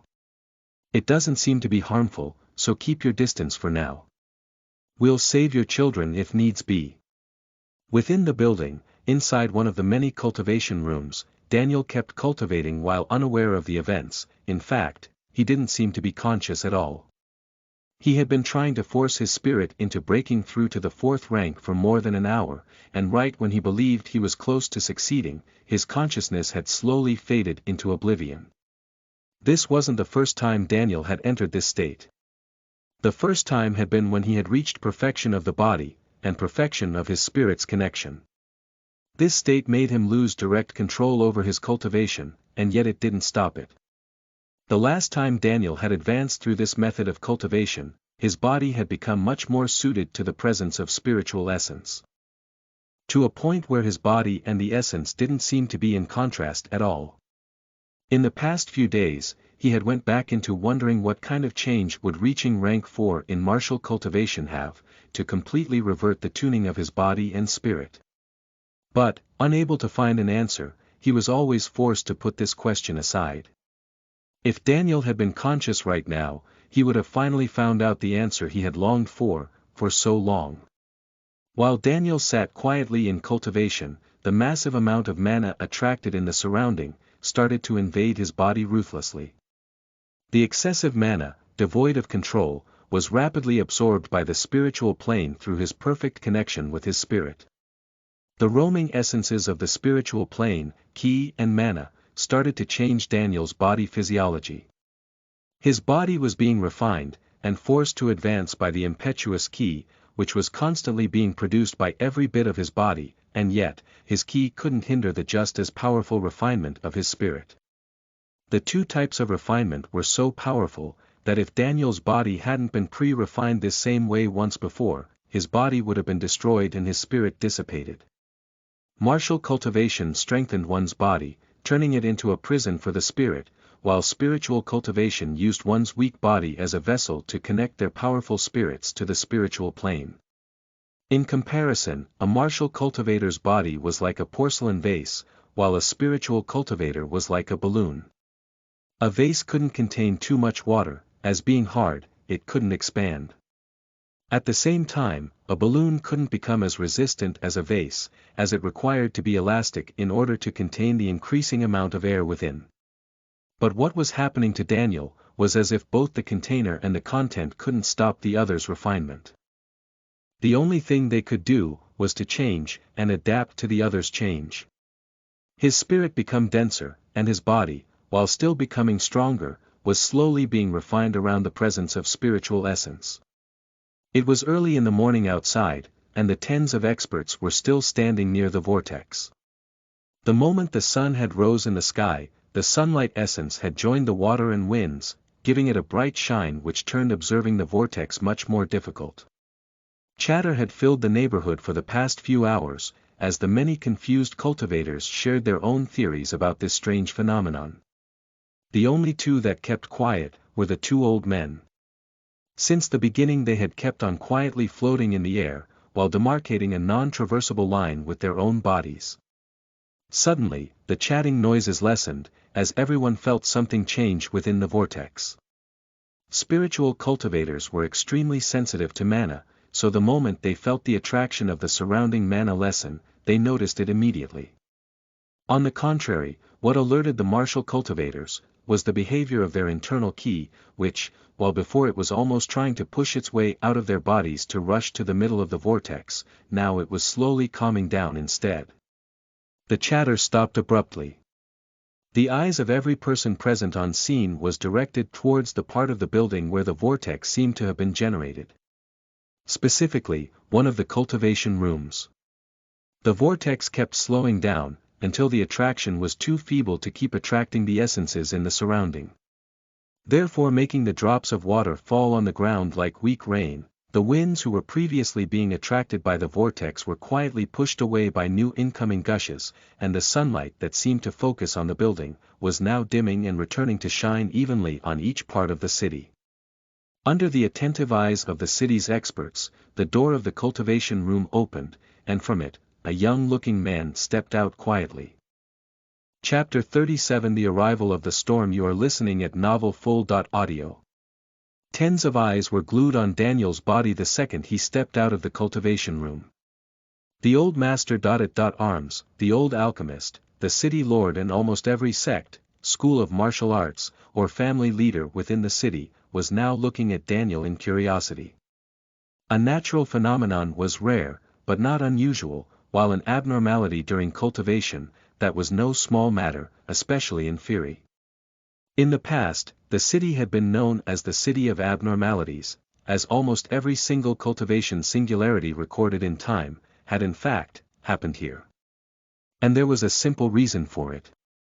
The catering tree. Most unranked citizens might have let the stories of the catering tree turn into myths and legends, but within archives of the various powers, many such events had been recorded. Like when a swordsman of the past, that after managing to obtain one of the tree's blessings, during the breakthrough to the 7th rank, had lost control of his sharp untamable ki. He was only able to watch as, in the end, it had exploded, turning everything within the radius of 100 meters into pieces and killing hundreds of people. Or when a spiritual cultivator, thousands of years ago, had turned the entire city into a frozen land when achieving perfection in the spiritual synchronization stage. Many of these types of events had contributed to the increase of Fury's fame within, not only the kingdom, but the entire continent. Tonight's event had reignited something within the hearts of these powerful cultivators, and as they looked at this young man, casually walking out of the middle of a cultivation anomaly, they felt their hearts beat in excitement. Both the old master arms and old alchemist had wide smiles on their faces. From each of their perspective, Daniel had picked their cultivation path. But as fast as those smiles grew, they disappeared right after. The first ones to notice that something was amiss were those in the crowd at the 7th rank of cultivation. No matter which kind of cultivator, their eyes slowly opened wide in shock. The kind of shock a person who had just seen an impossibility take place would have. Martial cultivators noticed the young man's vibrant ki and body at first, and from what they could see, he had just reached the 4th rank of martial cultivation. They then noticed how his spiritual essence was being emanated by his body. Clear sign of the 4th rank of spiritual cultivation. While instead, the first thing spiritual cultivators sensed, was the oddly pure spiritual essence which lingered around Daniel's body, making it look as if he was steaming. They then noticed how pure his ki and the level of refinement of his body. For the next few minutes, complete silence reigned supreme within the entire area. The first ones to react were the old alchemist and the old master arms. They dashed towards Daniel and landed next to him. The others who had reached the 7th rank approached as well, but didn't get too close to Daniel. They simply looked at him as if they were looking at a mythical beast. The rank 6 martial and spiritual cultivators stayed for a while, then left to report the situation to their own powers and backers within the kingdom. The area around Daniel started to get crowded with the most powerful figures within the city of Fury. The first who talked to him was the old alchemist. "What the hell happened to you?" he said with shock still present in his voice. Daniel looked at the two old men in confusion and said, I don't know. I blacked out for a moment. And when I woke up I just came out of the room. And here I am." He decided not to hide anything. The brat is lying. Reaching both nigh in human and spiritual synchronization stages at the same time is impossible. Search him, he must have had a lucky encounter. He must be hiding a secret on him. Barked viciously an old man, hidden under a black cape within the crowd. Another cultivator, dressed in a white martial artist attire, looked at the previous old man with disdain and said, "What the hell are you blathering about? You're a spiritual cultivator. You can feel the air inside every pocket of the kid, how would he be able to hide anything from you?" He then looked at Daniel and said, "Can you tell us what you did before attempting your breakthrough?" Daniel looked at the old master arms and at the old alchemist, and after seeing them nod, he looked at the white-dressed man and responded, "I've used 2 partially consumed rank for beast cores to cultivate." He then paused for a second, then continuing, "This isn't the first time I've blacked out during cultivation. It also happened when I've reached perfection." A woman within the crowd looked at Daniel and shouted, "Stop spewing crap. How old are you? How can you have reached perfection?" The old master arms waved his hand at the woman to shut her up, then looked at Daniel, "Perfection of which path?" he asked. "Both," said Daniel. "Ha! That's rich!" exclaimed the old man hidden under the black cape. "In order to reach perfection with both paths of cultivation, you'd need to be as old as I am." A quiet old woman approached the old alchemist and old master arms. She slightly nodded at them and said, "Vice President Noala, you know me, I'm a doctor. Would you mind if I checked his body? I just want to verify his age." The old alchemist did know this woman. She was a fairly known doctor, and part of his group, Golden Cauldron. He quickly nodded at the woman, and allowed her to get closer. Daniel knew that the old alchemist wouldn't have put him in danger, so as the woman approached, he offered his arm and allowed her to check his pulse. After a brief examination, the woman turned at the silent crowd, and simply uttered a few words, "He is definitely not over 15 years old." The shock in her face was unmistakable. She wasn't alone, as after hearing her words, every single one of these powerful cultivators' mouths gaped in shock. That's not all. She then added, "His body is not that of a normal martial cultivator. His spiritual essence. It's not restrained by his body. If a normal martial cultivator's body is like a stone pool, from which water can't come out. His body is like fine sand. Has this ever happened? Did anyone ever try to reach perfection in both cultivation paths at the same time, and then break through the fourth rank? Asked the man dressed in white. A robust middle-aged man with a great sword strapped on his back, took a step forward and said, who would want to be stuck at the third rank for 60, maybe 70 years? He not only was right, but to his unbeknownst, he had also recognized the reason why nobody had ever managed to discover a way to cultivate both paths, and that was time. Usually, these men and women would have been shocked by Daniel's inhuman speed of cultivation. But right now, with the prospect of having just witnessed the birthpoint of a new era of cultivation, all they could think was ask themselves, can this be replicated? While the sound of discussion buzzed in the air, Daniel quietly looked at his profile. Dan Heel. Karmic Systems wielder. Age. 14 rank. Early rank 4 of martial cultivation, perfect body. Early rank 4 of spiritual cultivation, perfect connection, karma. 1412. Weapons masteries, details, martial arts, details, skills, details, spells, details. Reap what you've sown. Time is precious. LV.1 System upgrades, details. It was true. Daniel had really managed to break through both paths of cultivation. He hid his excitement deep inside and looked at his two teachers. The two old men looked at him, then looked at each other. The old master arms cleared his throat, and looked at the city lord. He then said in a loud voice which caught the attention of the entire crowd. Keep a secret what you've just heard. The city lord will inform the governor of what has happened, which will then make the matter known to the king. His voice then turned more serious than ever. If words of this reaches a bordering kingdom, a war will break out. And if that will happen, the first to pay for it will be the present. The robust man with the great sword looked at the old master arms and asked, what about the kid?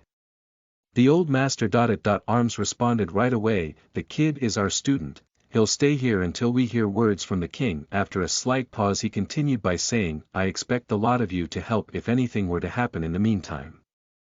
The old master arms didn't want to accuse anyone, but he couldn't be sure that none of these powerful cultivators would attempt to do something to Daniel, before the king came to know of the situation. The old man's suspicions were not only right, but also came too late, as both the woman doctor and the man with the great sword were, in fact, spies of two different neighboring kingdoms. Within their minds, tens of different plans on how to report their discoveries to their homelands formulated, and unfortunately, none of those plans included leaving Daniel alone. After receiving a quick agreement from the various cultivators, the crowd dispersed. A few hours later, inside the old man's private room, Daniel, the old alchemist and the old master arms himself, sat around a table. This is quite a problem, said the old alchemist while stroking its beard. Daniel kept quiet as he listened to the conversation between his two teachers. The old master arms slowly rotated a small spoon inside his teacup. His expression was spiritless. He then looked back at the old alchemist and said, he would be safe with your father. But his majesty would never allow that. The city lord will inform him that you are here. He would expect it. The old alchemist nodded in agreement, then looked at Daniel and said, even monsters should have limits. Daniel. He then forced a faint smile out. After a few minutes of quiet, he added, a deal is a deal. You're a spiritual cultivator, so technically, you are still my student. As he finished saying that, a small ring appeared in his hand. He then handed it over to Daniel while saying, this is my gift for you. Daniel took the ring off the old alchemist's hand, and as his attention was focused on the small ring, he felt the old man's bony hands weakly patting his shoulder. The old master arms got up on his feet, with a face which seemed to have just managed to recover a bit of color. He walked right up against Daniel, and put another small ring on his hand, right next to that of the old alchemist. And here's mine. Daniel looked at the two rings in surprise. He had already come in contact with items which had been enchanted with spatial essence. And while he had never seen one the shape of a ring, he still felt the similarity to the spatial bag he had been given to store the prey, during his hunting trip. He looked at the two, and with a grateful expression, he bowed deeply while saying, "Thank you, masters." A grim smile appeared on the face of the two old men, but just for a moment. They had no idea of what the king would do after learning about Daniel. He might be in prison, and experiments might be conducted on him. Yet, not wanting to worry Daniel for now, they decided to give him some cultivation resources, and decided to let him have a few happy days, before his situation would change drastically. The news would reach the king in 2 months, and one thing was sure. That was the time they had to find a way to keep Daniel safe. After spending a few more minutes with his teachers, Daniel left the private room of the old master at arms, and went to see his sister.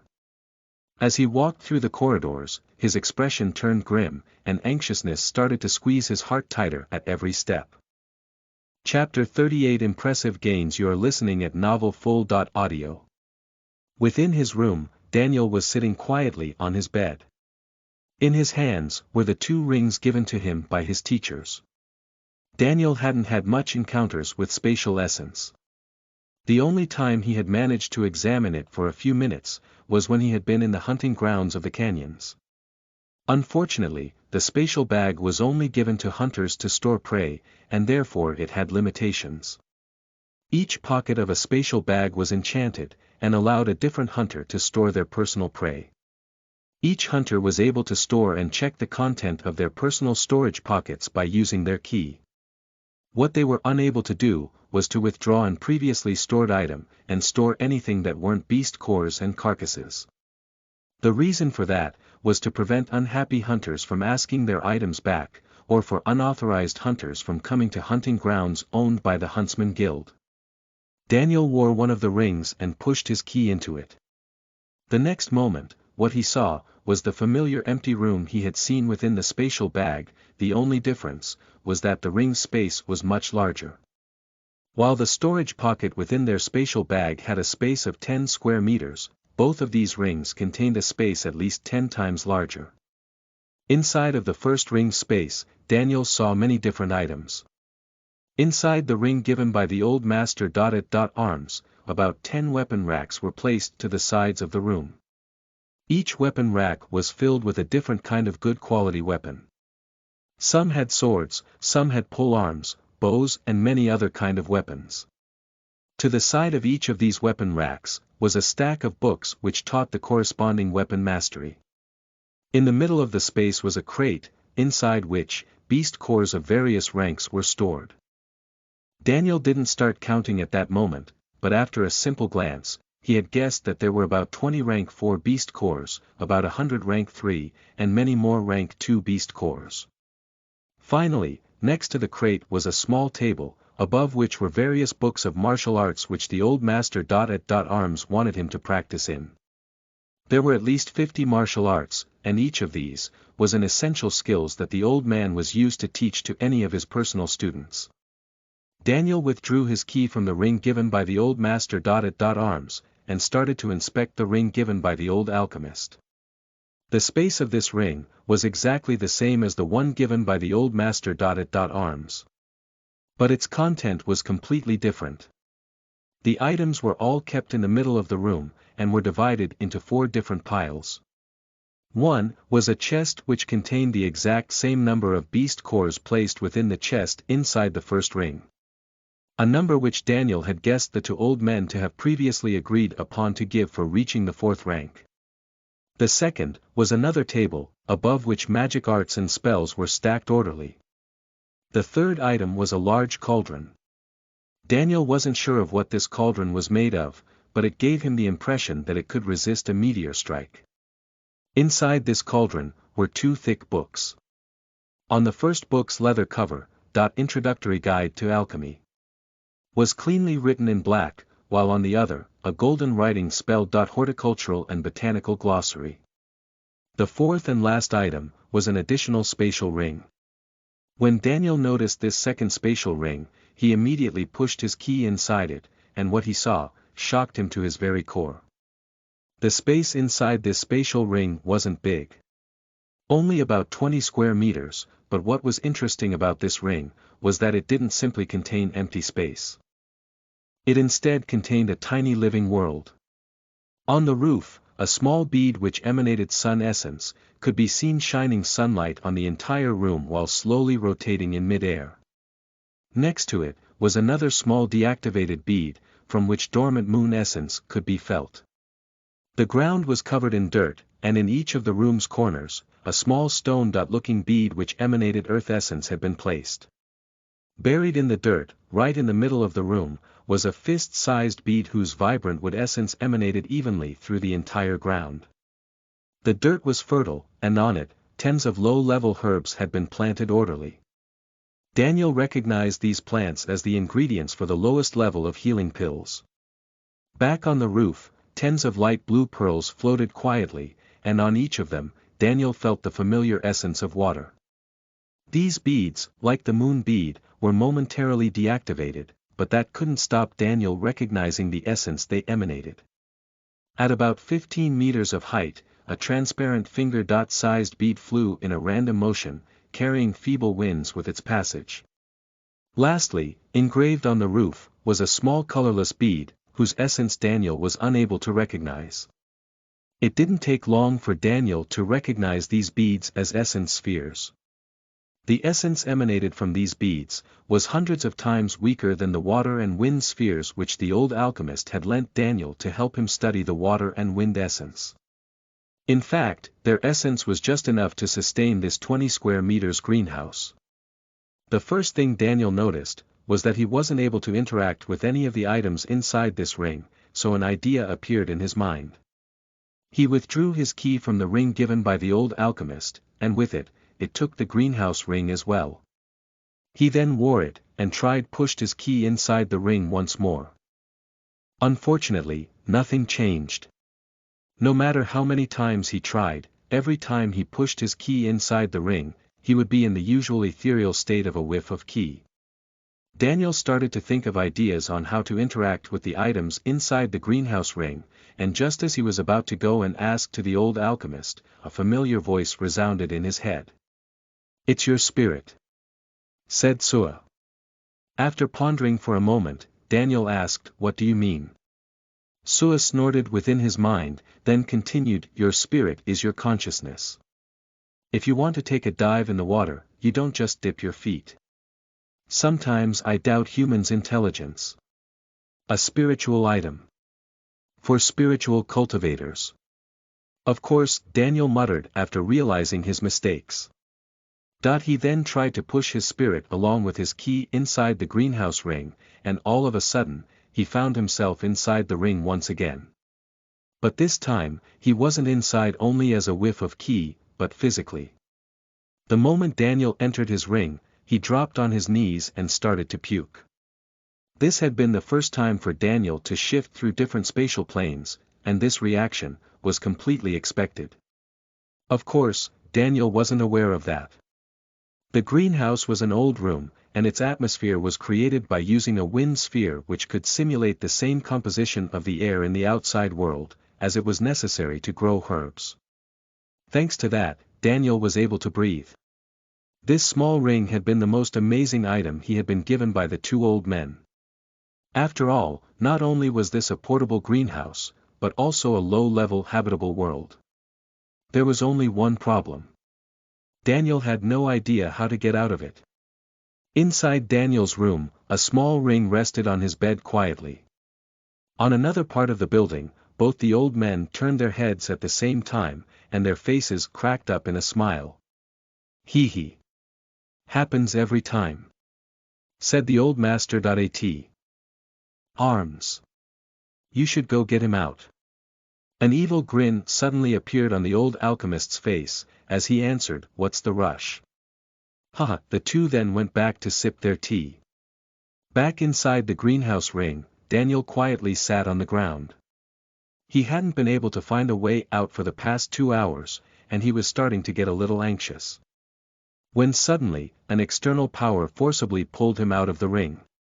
He found himself back inside his room, and next to him, was the old alchemist. I don't know if I should congratulate you for finding out how to store living things inside a living space, or if I should be depressed about the fact that you found it out on your own skin. Ha ha ha, said the old alchemist before being unable to hold his laughter any longer. With embarrassment in his voice, Daniel asked, what did I do wrong? Ki and spirit are your body. If you force both of them inside a living space, you shift entirely inside it. You should have just used your spirit, your consciousness would have entered the ring as well, but your physical body would have stayed outside. The old alchemist explained patiently. Daniel took the ring from the old alchemist's hand, and tried to push his spirit into it. The very next moment, he appeared inside the living space. The shape he had taken was humanoid but not solid. It could interact with the items within the greenhouse, but it was more like telekinesis than an actual physical interaction. Daniel could feel a connection to his physical body outside of the ring, and he felt as if there was a bridge between space which he could use to withdraw his spirit. He tried to right away, and after a moment, he was back inside his body. Amazing, said Daniel. He then looked at the old alchemist, and once again, he bowed and exclaimed, thank you. The old alchemist smiled once more, then left the room. It was now lunchtime, and Daniel wanted to reach his sister and Maya to eat. He put the greenhouse ring back inside the ring given by the old alchemist, wore the 2 rings on each hand, and left the room. The atmosphere in the building had changed since the last night. Everywhere Daniel passed, other people's eyes would move on him. He didn't know it, but the many leaders which had witnessed to the cultivation anomaly he had caused, had ordered their disciples and sons to keep an eye on Daniel. Unfortunately, they hadn't been reminded to be discreet. Daniel arrived in front of his sister's room in a few minutes, and after he knocked the door for a couple of times, his beautiful sister opened the door.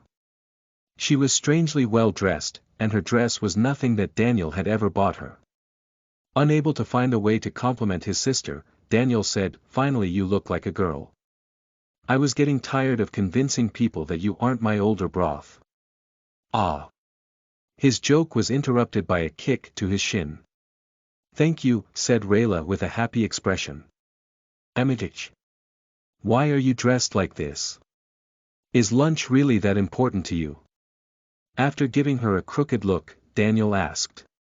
Rayla gave him a derisive look, then said, Maya and I are visiting the Folding Crane School with Riri and Miri. Oh. Okay, I'll go eat by myself then, responded Daniel before turning around and leaving. Rayla's thin and soft hand immediately pinched at his clothes and pulled him back. Hold on. Finn and Nilo are waiting for you in the mess hall. You can go eat with them, but just a word of advice. Everyone has been acting pretty weirdly ever since last night's lights show. She said with a whispering tone. Alright, if I see them there, I'll eat with them. Daniel agreed, as he didn't mind eating with Finn and Nilo, but before leaving, he looked back at Rayla, and said, you look great. Then he left. Rayla's beautiful lips rose into a charming smile, then went back inside her room, closing the door behind her. Chapter 39 Tying Up Loose Ends. You are listening at novelfull.audio. A tense period of Daniel's life had started. He had the resources to cultivate, martial and spiritual arts to practice in, and he wasn't in any need of money. But alas, there were still a few pressing matters which kept biting him in the neck. Like his debt, his uncle's freedom, and last but not least, Maya's safety. Of course, some matters were much more pressing than others. For example, paying his debt could be done at any time, and while saving his uncle was important, he still wasn't in any immediate danger. Furthermore, in order to save him, he needed to enter the learned district. The most pressing matter of all, was Maya's situation. Fortunately, solving Maya's problem had just entered within the scope of things within his capabilities. Daniel had no idea that his martial arts teacher was secretly planning to protect Maya, so the thought of finding a way to keep her safe, had always been present within his mind. But simply being a talented cultivator had never been enough for that, as he was still too weak to physically protect her. Things had changed the day he had reached the 4th rank. Not because he had suddenly become powerful enough, but because, as the progenitor of dual-path cultivation, he had become an extremely valuable asset to the entire Carolus kingdom. The old master. Arms had ensured Daniel that, at some point, he would have met the king. And what Daniel intended on asking him when they met, was for him to grant the Ruling's family pardon. Unfortunately, that would take a while, as just the news of him becoming the first dual cultivator in history, would take at least a month to reach the capital. Daniel decided to solve the easiest matter first. Paying his debt. He left the building, and headed towards the hotel owned by his creditor. Commoners Section 12.02. Once again, Daniel had found himself sitting on the couch placed into the square lounge room, within the hotel owned by the old man he owed money to. Nothing had changed since the past 2 weeks. The spotlessly clean coffee table, the couch facing his, the 3 doors, and the counter right next to the double doors. The only difference was the girl behind the counter. She wasn't the same as 2 weeks ago. Daniel remembered how nervous he had felt the first he had come here. How he had froze when the door facing the double door had opened, and he had caught a glimpse of the group of bodyguards staying in wait. Not even his reason for being here had changed. He was still here to pay for a debt. In the couch that faced his, another man with a disheartened expression was holding his head between his 2 hands. His hair were messy, and he looked like he hadn't slept in weeks. "You shouldn't be here," said the man with a broken voice, after noticing Daniel. Daniel had no idea what the man was talking about, so he asked, "What do you mean?" The man's clawed at his own scalp so hard that his head started to tremble. Within gritted teeth he muttered, "This place. It will eat you alive." He was on the verge of crying. Daniel had never seen someone in such a desperate state. He moved his upper body closer and asked him, then, "What are you here for?" The man lifted his head, just enough to take a glimpse of Daniel's face, then looked back down. "A mistake. If only I hadn't agreed. I just want my daughter back." A cold breath filled Daniel's lungs as he pressed his back against the couch once again. He had a clear idea of what this man was here for. He had probably taken money from the owner of the hotel, and ended up losing his daughter. Daniel would have pitied him, if he hadn't been a free man. He was here, on his own decision. While his daughter had been used as collateral for his debt. After thinking it through, Daniel decided to ignore the frantic man, and wait for his turn to talk to the hotel owner. There was no way for this man to get his daughter back, as he seemed to have come here to beg, instead of paying his debt. A few minutes later, the double door opened and Rat came out of it. Rat immediately noticed quietly sitting Daniel. "Daniel. Here so soon? Do you have all the money already?" he asked him, but before Daniel could respond, the frantic man rose up to his feet and approached him. "Sir. I would like to see the owner. I've found a way to pay. Please let me see him." The man barely managed to talk through a broken voice and sobbing sounds. "Why, of course. You know we like to help," responded Rat immediately, while wrapping his arm around the man's shoulders and taking him in the room. While entering, he threw a glance at Daniel and said in a low voice, "The young man's matter can wait for a few more minutes." Daniel had a bit more to wait, but before 2 minutes even passed, Daniel started to hear screams coming from inside the old man's office. He then closed his eyes, and focused on the elemental essence within the air. He could feel the whiffs of air entering the old man's office, crashing against the people within, the still wood essence contained by the furniture, and the water particles within the air. Even from outside, Daniel could clearly feel everything that was happening in the room. Daniel recognized Rat's body, the 2 bodyguards behind the desk, and Sweet Cheeks sitting at the table next to the window, and finally, the old man sitting at his desk. The man from before was lying on the ground, his body being repeatedly kicked by Rat's leg.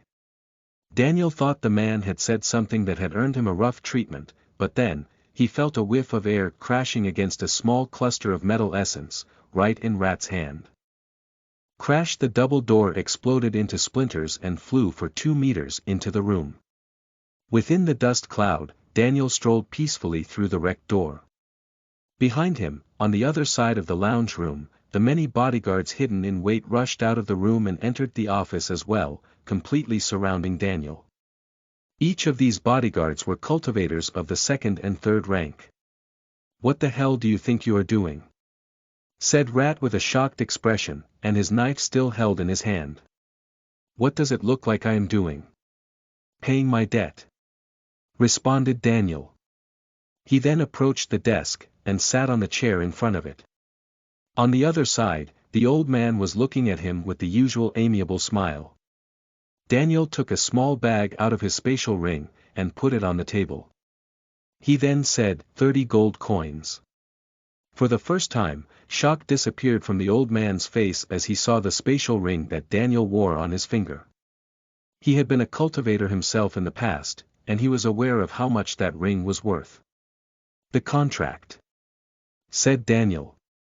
A smile returned on the old man's face, as he took the small bag. Without counting the money, he directly put it into his drawer. He then looked at Daniel and said, "What about the contract?" "I've paid my debt, I want it," Daniel said decisively. "Ha ha ha." The old man suddenly started laughing. He then looked at Rat, and asked, "Did you see him making a payment?" Rat's lips opened in a big smile, before being replaced by a confused expression. "A payment? No sir." He lied. A faint smile appeared on Daniel's face. "Of course. Say, what's the matter with this guy?" Daniel asked while indicating the man on the ground. Before the old man could explain, Rat opened his mouth and said, "Oh, it's such a coincidence." He thought he had made his payment as well. Isn't life funny at times? Daniel's fingers started to crack. And before Rat could finish talking, a window appeared within his mind. * primary quest updated. Freedom for all. Description. Eradicate slavery from the world. Second objective updated. Find the location of your uncle, and free him. Optional. Save the injured man, and free his unlawfully enslaved girl. Optional. Kill the hotel owner. Reward.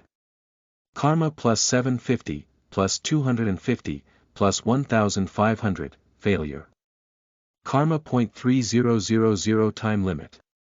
Your uncle will die in 23 years, 8 months and 27 days. The voice of the old man shook him off his brief trance. His poor daughter had to take a debt to pay for her useless father's medication. We opened our hearts to help them. But they took advantage of it. He said with almost believable anguish. BL.net, SUA, my options please. On second thought. Only the open ones. Thought Daniel.